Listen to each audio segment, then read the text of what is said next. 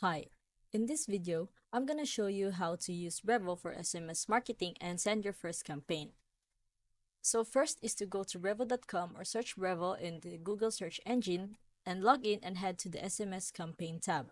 So make sure your account is verified and you've added SMS credits. So right here. Next is go to contacts and then click on the import contacts. You can also upload a CSV with the phone number and make sure the country codes are included. Next, go to campaign. Click on to create campaign, for example.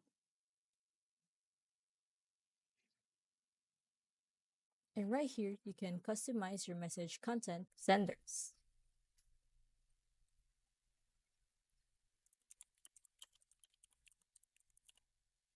Then you're going to want to click on save. Next is to edit the sender and write your name here. Sample. Click on save. And for the recipients, so these are the people who will receive your SMS. And that's it, easy as that. That's how to run an SMS campaign with Brevo. After that, you can now schedule your text or send the SMS right away. If this video helped, make sure to like and subscribe for more.